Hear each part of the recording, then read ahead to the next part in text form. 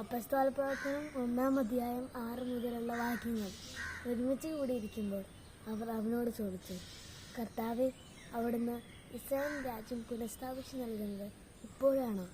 അവൻ പറഞ്ഞു, പിതാവ് സ്വന്തം അധികാരത്താൽ നിശ്ചയിച്ചുറപ്പിച്ചിട്ടുള്ള സമയമോ കാലമോ നിങ്ങൾ അറിയേണ്ട കാര്യമല്ല. എന്നാൽ പരിശുദ്ധാത്മാവ് നിങ്ങളുടെ മേൽ വന്നു കഴിയുമ്പോൾ നിങ്ങൾ ശക്തി പ്രാപിക്കും. ജെറൂസലേമിലും യൂദയ മുഴുവനിലും സമറിയയിലും ഭൂമിയുടെ അതിർത്തികൾ വരെയും നിങ്ങൾ എനിക്ക് സാക്ഷികളായിരിക്കുകയും ചെയ്യും. ഇത് പറഞ്ഞു കഴിഞ്ഞപ്പോൾ അവർ നോക്കി നിൽക്കെ അവൻ ഉന്നതങ്ങളിലേക്ക് സംവഹിക്കപ്പെട്ടു. ഒരു മേഘം വന്ന് അവനെ അവരുടെ ദൃഷ്ടിയിൽ നിന്ന് മറച്ചു.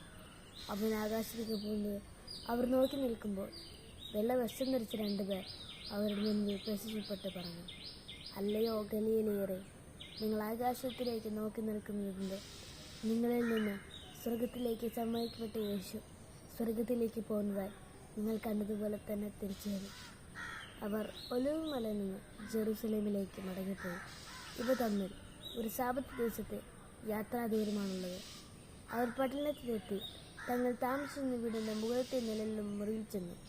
അവർ പത്രോസ്, യോഹന്നാൻ, യാക്കോബ്, അന്ത്രയോസ്, ഫിലിപ്പോസ്, തോമസ്, ബർത്തലോമ്യ, മത്തായി, അൽഫയുടെ പുത്രനായ യാക്കോബ്, തീവ്രവാദിയായ ശിമിയോൻ, യാക്കോബിൻ്റെ പുത്രനായ യൂദാസ് എന്നിവരായിരുന്നു. ഇവർ ഏകമനസ്സോടെ യേശുവിൻ്റെ അമ്മയായ മറിയത്തോടും മറ്റു സ്ത്രീകളോടും അവൻ്റെ സഹോദരനോടൊപ്പം പ്രാർത്ഥനയിൽ മുഴുകിയിരുന്നു.